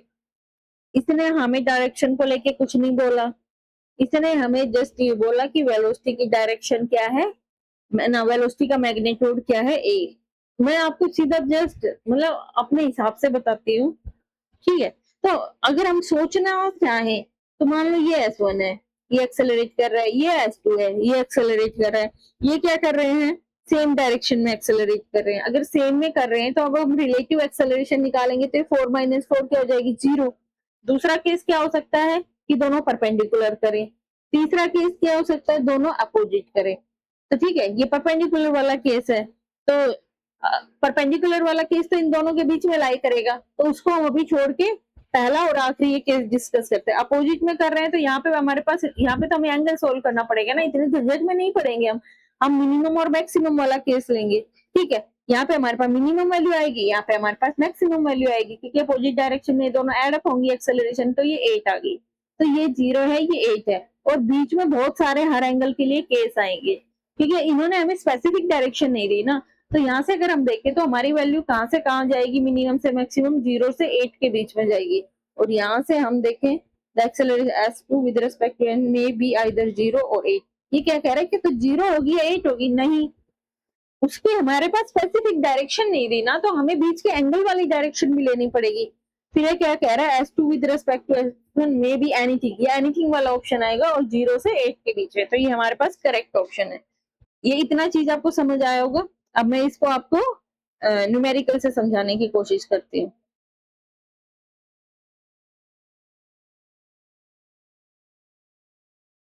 ठीक है, तो ये हमारा कौन सा क्वेश्चन था? उसका आंसर है, क्वेश्चन नंबर तो मैं भूल गई हूँ, आई थिंक 8th है। ठीक है, तो मैं क्या करती हूँ, पहले हमें सारे डिटेल्ड एक्सप्लेनेशन, इनके नोटेशन पता होने चाहिए। ठीक है, तो मैंने क्या लिया है कि एक्सेलरेशन ऑफ पार्टिकल, क्योंकि बाद ये क्वेश्चन ना आप लोगों के लिए थोड़ा मुश्किल होगा अगर आप मास्टर्स वगैरह, मतलब मास्टर्स के काफी टाइम हो गया है, ये सब मास्टर्स में यूज होता है। Particle with respect to frame S1, ठीक है, हमने इसको क्या मान लिया? ये हमारे पास क्या है? A particle with respect to S1। ठीक है, फिर हम दूसरा लेते हैं, acceleration of particle with respect to frame S2। तो इसको हम कैसे डिनोट करते हैं? पार्टिकल की विद रेस्पेक्ट टू S2। अब हम इसको कैसे लिखेंगे, ये बताओ। तो इसमें हम क्या करेंगे? पार्टिकल में से S1 की माइनस कर देंगे एक्सेलरेशन को। ठीक है, और ये इसको हम कैसे लिखते हैं? Acceleration of particle with respect to S2, इसमें से एक्सेलरेशन S2 की माइनस कर देंगे। ठीक है, ये हमारे पास क्या हो गई? Relative acceleration. हम यहाँ पे जो भी फॉर्मूला यूज करेंगे ना, अगर मैं रिलेटिव यूज नहीं करती हूँ, तो सब रिलेटिव है। रिलेटिव और रिलेटिव एक्सेलरेशन है, रिलेटिव वो है। ठीक है, ओके। तो अब हम क्या करते हैं, हमारे पास ये दो इक्वेशन आ गई है, ये हमारे पास इक्वेशन 1 है, ये हमारे पास ये इक्वेशन 2 है। ठीक है, अब हम क्या करते हैं कि हम अपना इस एक इक्वेशन में से दूसरी इक्वेशन को माइनस करेंगे। तो हम 1 में से 2 को माइनस करते हैं, AP S1 minus AP minus AS2। ये वाला जो हमारे पास कंसेप्ट है, ये हमारे पास कहाँ से आया है? बताओ, ये वाला जो कंसेप्ट है कहाँ से आया है? Relative motion. क्या पढ़ रहे हैं हम यहाँ पे? Relative motion. ठीक है, तो अब हमारे पास यहाँ पे ये आ गया। पहले इसको सोल्व करो, फिर मैं बताती हूँ ये क्या चीज है। ठीक है, तो ये है हमारे पास किसके इक्वल आया? ये माइनस आएगा, ये प्लस आएगा, ये दोनों कैंसिल हो जाएंगे, ये दोनों तो एक दूसरे से कैंसिल हो जाएंगे, ये माइनस साइन में आएगा, ये प्लस में आएगा। तो मैं इसको आगे लिख देती हूँ, इसको पीछे लिख देती हूँ। ठीक है, ताकि हम स्पेस अपना मेंटेन रखें। AS2 minus AS1। अब देखो, मैंने यहाँ पे लिखा, यहाँ पे मैंने लिखा AP माइनस AS1। तो ये हमारे पास क्या है? Relative acceleration of particle P with respect to S1। तो ये हमारी क्या हो गई? S2, acceleration of S2 relative to S1। पीछे वाला है वो हम रिलेटिव के साथ लिखते हैं, और S2 है, ये हमारा है। तो हम अब इसको कैसे लिखेंगे? हम acceleration of S2 relative to S1। इतना आ गया समझ?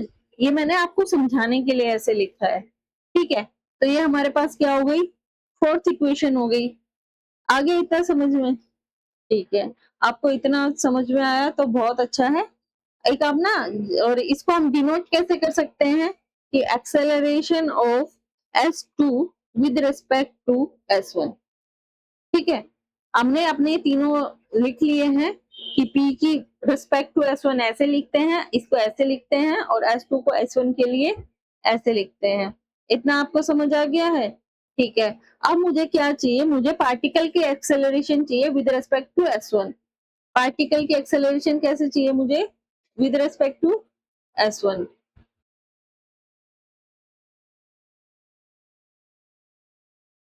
ये हमारी ये वाली है। ठीक है, चलो तो अब आगे चलते हैं। अब हमारे पास ना मैग्नीट्यूड गिवन है particle of acceleration with respect to S1। ये हमारे पास 4 वैल्यू गिवन है, मीटर पर सेकंड स्क्वायर। ठीक है, और हमारे पास पार्टिकल की एक्सेलरेशन है with respect to, sorry, with respect to S1 S2। ये भी हमारे पास क्या गिवन है, 4 मीटर पर सेकंड स्क्वायर। ठीक है, इतना आ गया है समझ में? ठीक है, और देखो आप लोगों ने एक चीज देखी होगी, इसको मैंने ऐसे तो डिनोट कर दिया है, क्या कहते हैं, APS1 APS2। अब मैं ना एक बार 1 में से ना 2 को मैंने माइनस किया है, तो मैंने इसको ऐसे लिख दिया है, ये ऐसे लिखा है ना। तो अब यहाँ से देखना, APS1 माइनस APS2, अगर मैं इसको ऐसे लिखती हूँ, जो वैल्यू मैंने यहाँ पे लिखी है उसको मैं इस तरह भी लिख सकती हूँ। ठीक है, ये जो वैल्यू है ये इसके इक्वल है। आप समझ पा रहे हो कि नहीं? मैंने यहाँ ना आपको ये बताने के लिए सीधा ऐसे लिख दिया। इसका फॉर्मूला क्या है, यही है। अब मैं 1 में से, इस 1 में से 2 को सब्ट्रैक्ट करती हूँ, तो लेफ्ट हैंड साइड क्या आएगी हमारी, ये वाली आएगी। राइट हैंड क्या आएगी हमारी, ये वाली आएगी। तो ये और किसके इक्वल है, AS2 minus AS1 is equal to AS2 minus, ना sorry, AS2 with respect acceleration of S2 with respect to S1। ये जो साइन है ना, इक्वल टू के साइन है। अगर मैं देखूं तो हमारे पास ये क्राइटेरिया है यहाँ पे, अगर हम इसको सोल्व करते हैं। आप चाहो तो मैं दोबारा कर सकती हूँ, पर मैं आपको समझा ही देती हूँ क्योंकि टाइम बहुत लेगा। ये हमने लिया, ये हमने लिया, फिर हमने 1 में से 2 माइनस किया, तो उसकी वैल्यू हमारे पास ये आई। ठीक है, इसको हम ऐसे भी लिख सकते हैं और इसको हम ऐसे भी लिख सकते हैं। ठीक है, क्योंकि अगर हमें कैलकुलेट करना है तो हमें ऐसे ओपन करके लिखना पड़ेगा ताकि अंडर रूट स्क्वायर करके हम इसकी वैल्यू निकाल सके। तो यहाँ से मैं क्या लिख सकती हूँ कि AS2 S1 is equal to AOP S1 minus AOP S2। समझ आ गया नहीं कैसे आया? ठीक है, अब मैं क्या करती हूँ, हमारा जो थीटा है वो कहां से कहां, 0 से 180 कुछ भी लाई करेगा, 0 से 180 कुछ भी लाई करेगा हमारा। ठीक है, तो अब हम आगे अपना इस कैलकुलेशन को पूरा करते हैं। तो अगर मैं इसका मैग्नीट्यूड निकालूं, AS2 S1, तो ये किसके इक्वल होगा, अंडर रूट AP S1 इसके मैग्नीट्यूड का स्क्वायर प्लस AP S2 के मैग्नीट्यूड का square minus 2 APS1 APS2 cos theta. अब हमारे पास कोस थीटा की वैल्यू कहां से कहां होती है, कोस थीटा की वैल्यू ये होती है, और ये कौन से कौन क्वाड्रेंट में लाई करता है, सॉरी 1 आएगा ना यहाँ पे, -1 to 1 होती है। साइन थीटा कोस थीटा की वैल्यू -1 to 1 होती है। ठीक है, ये कहां से कौन से क्वाड्रेंट में लाई कर रहे हैं हमारे पास थीटा, 0 से और 180 में। ठीक है, इतना आ गया समझ में? ये हमारे पास यहाँ से आ गया। थीटा की वैल्यू क्या हो सकती है, 0 से 180 के बीच कुछ भी हो सकती है यहाँ। ठीक है, अब मैं मान लू कि हमारे पास, पहले मैं मिनिमम वैल्यू निकालू। मिनिमम वैल्यू के लिए हमारे पास जो थीटा की वैल्यू डायरेक्शन होगी वो हमारे पास क्या होगी, 0। और अगर मैं इसको कैलकुलेट करती हूँ, अब स्पेस कम है ना तो मैं सीधा वैल्यू पुट करते जाऊंगी, आप लोग देखते जाना। ठीक है, 4 4 जा 4 है ना इनकी value, 16 plus 16 minus 2 into 4 into 4 कोस 0 क्या हो जाएगा, 1। 16 16 32, 32 माइनस 32, तो यहाँ से हमारे पास वैल्यू क्या आ गई, 0। और जब मैं मैक्सिमम वैल्यू लेंगे तो हमारे पास थीटा किसके इक्वल होगा, यहाँ पे 180 डिग्री। यहाँ पे क्या कर रहे हैं, दोनों सेम डायरेक्शन में मूव कर रहे हैं, S1 S2। यहाँ पे दोनों क्या कर रहे हैं, अपोजिट डायरेक्शन में मूव कर रहे हैं, तो ये 180 आएगा, तो ये तो सेम आएगा ना सारा, -2 इंटू 4 इंटू 4, और 180 की वैल्यू क्या होती है -1। ठीक है, तो ये माइनस माइनस प्लस हो जाएंगे, तो ये 32 प्लस 32 हो जाएगा, 2 2 जा 4, दिस इज 6, ये 8 आ जाएगा। ठीक है, तो यहाँ से हमने क्या जाना कि हमारी वैल्यू किस और किसके बीच में लाई कर रही है, 0 से 8 मीटर पर सेकंड स्क्वायर में लाई कर रही है। ये सारा रिलेटिव मोशन है हमारा कि एक के रेस्पेक्ट में दूसरे का कैसे क्या हो रहा है। आई थिंक आपको ये चीज समझ आई होगी। चलो हम चलते हैं अपने नेक्स्ट क्वेश्चन की तरफ। वीडियो शायद 1 घंटे से ज्यादा का हो गया है, क्या तो मुझे अपनी नेक्स्ट क्लास में कंटिन्यू करना चाहिए, वरना 1 घंटा और लेगा ये फिर। आई थिंक मैं यहाँ पे अब स्टॉप करती हूँ। ठीक है, चलो एक क्वेश्चन और करते हैं फिर स्टॉप करते हैं। 10 क्वेश्चन तो करें। ये हमारा 8 ही है क्या, ये 7 है, ये 8 है, 9 है। चलो 10 क्वेश्चन करते हैं, फिर इसको होल्ड पे करते हैं, सेकंड चैप्टर में करेंगे, फिर सेकंड पार्ट में, नॉट चैप्टर। तो ये क्या है हमारे पास 10th क्वेश्चन एस्टेट 2020। इसमें क्या बोला गया है, consider the arrangement as shown in figure, assume all the surface to be smooth if n represent magnitude of normal reaction between the block and the wedge, then the normal reaction between the ground and the wedge is equal to। ये हमारे पास actually एक diagram given है, मैं वो आपको बना के बताती हूँ। ये हमारे पास क्या है,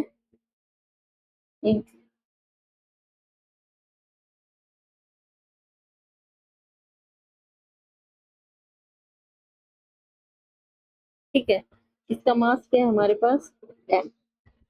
ठीक है, ये हमारे पास सरफेस। ठीक है, तो इसमें पूछा गया कंसीडर द अरेंजमेंट, और ये इसने एक एक्सिस और गिवन है हमारे पास, ये एक्सिस, ये y एक्सिस है, ये x एक्सिस है।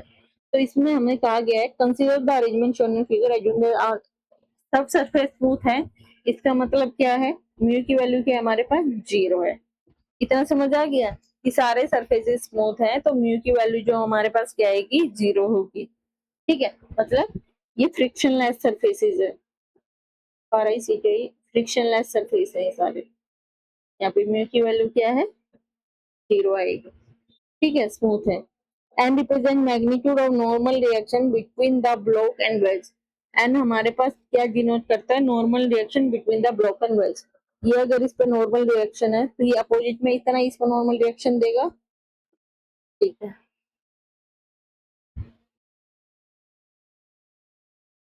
पर ये ऐसे नहीं हो सकता, आपके दिमाग में ऐसे ही आया होगा। पर इसको हमें क्या होता है कि जब हमारा, मैं ये आपको समझाने के लिए कर रही हूँ, मैं समझ नहीं पा रही हूँ आपको कैसे डिक्टेट करूँ, मैं एक चीज आराम से समझाना चाह रही हूँ कि ये हमारे पास है। ठीक है, चलो आप ऐसे ही देखो, पहले एक बार इसका लिख लो। यहाँ पे नॉर्मल रिएक्शन है, the normal reaction between the ground and the ways. ये हमारे पास क्या है, ये हमारे पास ग्राउंड है और ये वेज है। हमें यहाँ का ना नॉर्मल रिएक्शन बताना है। ठीक है, ये हम सिंपली बता सकते हैं। अब मान लो ग्राउंड का मास हमारे पास क्या है, m है, ग्राउंड का मास हमारे पास m ही गिवन है। इस क्वेश्चन को तो समझो, इस क्वेश्चन से तो देखो, तो इस पे नीचे का वेट कौन सा लगेगा, और ये लिखते कुछ हो बोलते कुछ है होता कुछ है, ये हमारे पास वेज है। इस पर जो वेट लगेगा डाउनवर्ड, वो किसके इक्वल होगा, कैपिटल M, एम जी के इक्वल होगा। इस पे जो डाउनवर्ड वेट लगेगा तो यहाँ से हमारे पास अपवर्ड रिएक्शन भी आएगा, तो मैं मान लेती हूँ कि वो हमारे पास किसके इक्वल है, फ्लोर। ये नीचे ग्रेविटेशनल वेट, और यहाँ से ग्राउंड की वजह से जो ग्राउंड की वजह से इसके ऊपर वेज के ऊपर जो रिएक्शन आएगा, नॉर्मल रिएक्शन, वो इसके इक्वल आएगा। ठीक है, हमसे पूछा गया है कि then the normal reaction between the ground and wedge have magnitude equal to। तो इसने पूछा है कि इसका मैग्नीट्यूड किसके इक्वल होगा। ठीक है, तो अब हम इसको एक बार सॉल्व करते हैं। तो अगर ये नॉर्मल रिएक्शन यहाँ पे लग रहा है, ठीक है, और इसका मास क्या होगा mg, वो इस तरफ लाई करेगा, इसका मास ये mg हो गया। अब जो नॉर्मल रिएक्शन है, ठीक है, वो हमारे पास हमेशा परपेंडिकुलर होता है सरफेस के, तो हमने इस सरफेस के परपेंडिकुलर ये बाहर ये डाल दिया, समझ रहे हो। अब इसका परपेंडिकुलर आएगा इस तरफ। ठीक है ना, तो ये हमारा पास हॉरिजॉन्टल कंपोनेंट है, ये हमारे पास क्या है, वर्टिकल कंपोनेंट है। तो अगर हम इस एन को ब्रेक करते हैं तो ये हमारे पास हॉरिजॉन्टल कंपोनेंट, ये वर्टिकल कंपोनेंट, ये हमारे पास क्या है थीटा, तो ये हमारे पास क्या हो जाएगा एन साइन थीटा, और ये हमारे पास क्या हो जाएगा एन कोस थीटा। तो इस वेज पे हमारे पास कौन कौन से फोर्स लग रहे हैं, नीचे की तरफ हमारे पास क्या लग रहा है, एक तो कैपिटल एम है ये एम जी, दूसरा कौन सा लग रहा है हमारे पास एन कोस थीटा लग रहा है। आ रहा है इतना समझ में, जो वेज का देखना है हमें, वेज का, ये छोटे वाला बॉक्स है ना इसका नहीं देखना है हमें, ब्लॉक का नहीं देखना, ओनली वेज का देखना है। और अपवर्ड फोर्स अगर मैं यहाँ पे देखूं वेज के, तो इसका ओनली एक ही नॉर्मल रिएक्शन फोर्स लग रहा है, वो इक्वल है एन फ्लोर के। तो इसने हमसे पूछा है कि normal reaction between the normal reaction and floor, तो मतलब हमसे यहाँ पे पूछी गई है एन फ्लोर की वैल्यू क्या आएगी हमारे पास M G plus N cos theta, तो हमारा फर्स्ट आंसर होगा। ठीक है, अब ये नॉर्मल रिएक्शन है ना, ये जो नॉर्मल रिएक्शन है ये एन, जो इधर भी एन है ये, ठीक है, ये क्या कर रही है, ये एक दूसरे को बैलेंस कर रही है। अब ये दोनों एक दूसरे को अगर बैलेंस करेंगी तो ये ब्लॉक को मूव क्या नहीं होने देगी, ब्लॉक यहीं की यहीं रहेगा। अगर हमें ब्लॉक को मूव कराना है, तो हमें ब्लॉक को मूव कराना है, तो जो ब्लॉक को मूव करा सकता है वो है हमारे पास एन साइन थीटा। ठीक है, एन से एन नॉर्मल रिएक्शन एक दूसरे को बैलेंस कर रही है, तो ब्लॉक एज इट इज रहेगा। जब हम इसको हॉरिजॉन्टल और वर्टिकल कंपोनेंट में देखते हैं कि अगर हम एन साइन थीटा को वो करें ना, ब्लॉक को मूव करवाने के लिए, कि हमें एन साइन थीटा को चेंज करना होगा। ठीक है, एन साइन थीटा रेस्पॉन्सिबल है इस ब्लॉक को मूव करवाने के लिए, ना कि N cos theta. I think आपको समझ आया होगा। और ये दोनों हमने इक्वल लिखे हैं, तो हमें पता है कि अपवर्ड फोर्सेज होते हैं और डाउनवर्ड फोर्सेज होते हैं, उनको हम इक्वल रखते हैं। आई थिंक आपको ये समझ आया होगा। चलो चलते हैं अपने नेक्स्ट क्वेश्चन, क्वेश्चन 11 की तरफ। ठीक है, ये हमसे पूछा गया है 2020 में, पर ये तो 10 होना चाहिए ना, नहीं 11 ही है। चलो अब इस क्वेश्चन की तरफ चलते हैं। ठीक है, चलो, consider the situation shown in figure, the wall is smooth but the surface of A and B in contact are rough, the friction on the B due to A in equilibrium. ठीक है, ये हमारे पास ना इसमें एक figure given है, जो कि मैं बना देती हूँ आपके लिए। ये हमारे पास क्या है, दीवार है। ठीक है,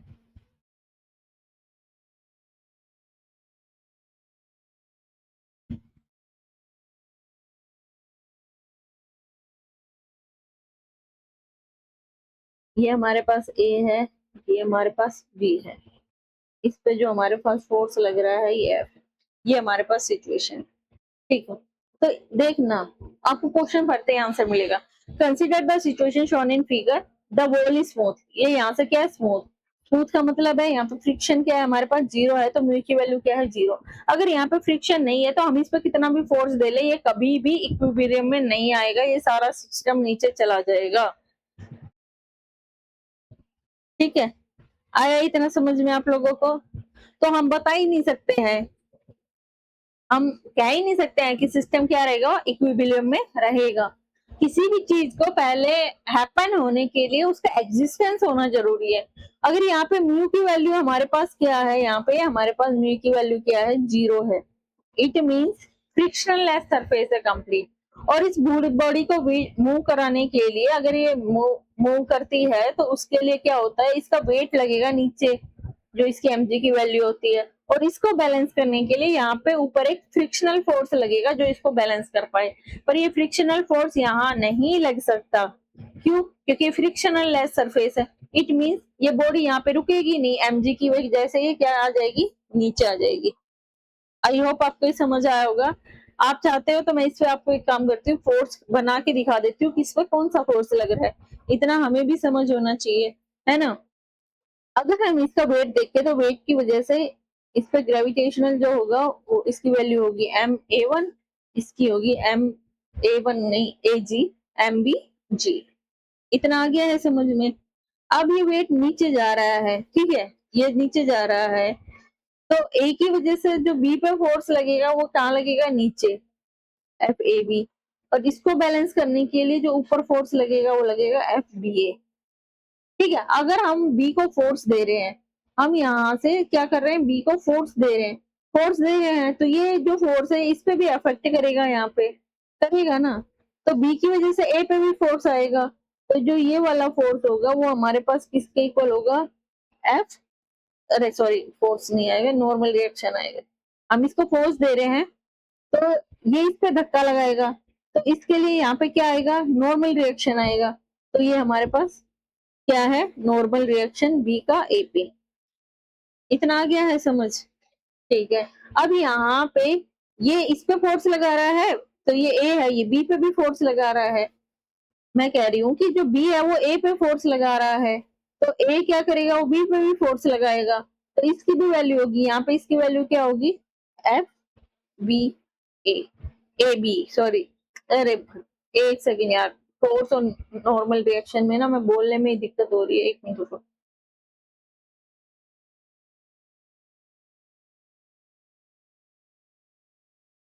अब देखना मैं दोबारा सबको क्लियरली एक्सप्लेन करती हूँ। पहले हम फोर्स लग रहा है, हॉरिजॉन्टल फोर्स देखते हैं, चलो मिस नहीं करते हैं किसी भी चीज को, हॉरिजॉन्टल फोर्स देखते हैं, ठीक है। हमने इस पे फोर्स लगाया, ठीक है। अब इस ब्लॉक बी की वजह से ए ब्लॉक पे भी फोर्स लग रहा होगा, ठीक है, तो वो हमारे पास क्या आएगा, नॉर्मल रिएक्शन आएगा, एन बी ए पे लग रहा है बी की वजह से। अगर बी ए पे लगा रहा है तो ए भी बी पे लगाएगा, तो इस वाले सरफेस की वजह से इस पे जो फोर्स आ रहा है, नॉर्मल रिएक्शन आएगा, वो इक्वल हो जाएगा एनबीए के, ए का बी की वजह से और बी का ए की वजह से। मैंने आपको दोनों बता दिए हैं, ठीक है। ये हमारे हॉरिजॉन्टल फोर्स लग रहे हैं। अब जाते हैं वर्टिकल फोर्स, ए की वजह से M1A आएगा, बी की वजह से NBA आएगा। इतना आ गया समझ। अब ये जो ये वाला सरफेस है, जो ये वाला सरफेस है, ठीक है, तो बी की वजह से ए पे फ्रिक्शनल फोर्स आएगा और ए की वजह से बी पे आएगा, तो ये हमारा पास एफ ए बी की वैल्यू है, और ये इसको बैलेंस करने के लिए ऊपर फोर्स लगेगा बी ए, ठीक है। आ गया इतना समझ में, आई होप आप लोगों को ये सब समझ आया होगा, ठीक है। तो चलो अब चलते हैं नेक्स्ट क्वेश्चन पे। नेक्स्ट क्वेश्चन हम नेक्स्ट क्लास में स्टार्ट करेंगे। आई होप आपको आज ये लेक्चर अच्छा लगा होगा। एक दो जगह जो थोड़ी बहुत बोलने में मिस्टेक हो जाती है, मैं आपसे रिक्वेस्ट करती हूँ उसे इग्नोर करें, ठीक है। रिटर्न में या लिखने में जल्दी जल्दी में मिस्टेक हो जाती है, और मेरे चैनल पर बने रहें, एस्टेट को अपने फर्स्ट टाइम में क्लियर करें, चैनल को लाइक एंड सब्सक्राइब करें, जितना हो सके इसे शेयर करें। Thank you.